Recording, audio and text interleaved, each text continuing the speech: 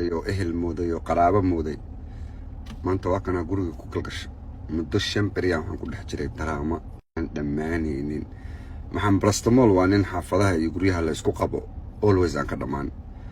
gabadhii aan aad ku jeclaayo marwadeeda ahayd oo gurigeyga maanta saas u ka dhigay dhib ma laha gabdhaha Soomaaliyeed ilaahay badiyay marba aday taagan tahay xaaskeyga xalaasha ahayd inaan maxamed brastamol ahaynba mas'uul iga ma anu gabar mas'uulkeeda waxaan u aqaanaa waalidkeed iyo adeeradeed iyo walaaladeed wixii ka soo hara Soomaa anu mas'uul uma garanay maxamed brastamol anigu mas'uul ima aha adigana ma ku noqon karo maya maxamed brastamol mas'uul iya taasi way ka soo tagtay gabadhii maxamed brastamol bay waxay ku tiri ninkan ha idhigo akhara waa isu istaajina codkana waa yaala waxay tiraahday ha idhigo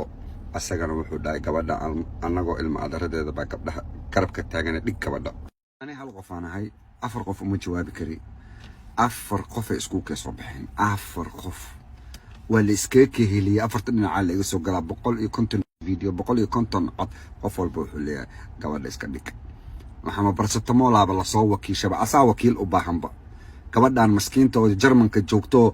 qatano baahano waxba haysanin iyo asagiyo shaqo tageen asagiyaaba faqri ku noolbe markaas gabar meeshana waxay ka dhigatayba mas'uul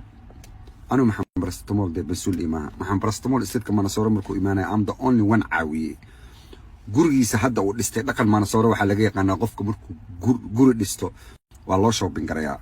10 kuno aniga ii ka baxan ilaahay sadaqa Allah kaaga dhigo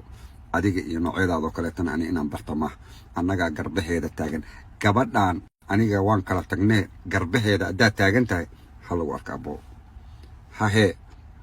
hal lagu arko garabkeeda si fiican u taagnaanay abo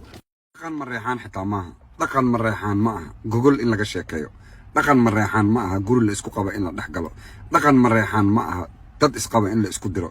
dhaqan mareexaan ma aha nin mareexaana inuu dad waco uu ku dhaho gabadha warqadeeda keen dhaqan mareexaan ma aha inuu nin mareexaana intuu reero waco inuu ku dhaho gabadha dhig dhaqan mareexaan ma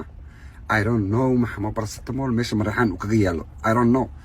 laakiin daacadda waxa ay tahay codadkii aniga uu ii soo duubay oo aniga uu igu hanjabayo idhahaya anagoo ilma adeeradeeda ba geesaheeda taagan noocyadaada kale tan gabadha kama ilmeysiin karaan meeshan gabadheeda kaga ilmeysiye asaa cadeen looga baahan yahay asaga cadeen looga baahan yahay meesha xaaskayga aan kaga ilmeysiye dhaqan u melihi ani dhaqan u melihi inaan gabar ciqaabo dhaqan u melihi in gabar aan wax ka suubiyo dhaqan u melihi gabar in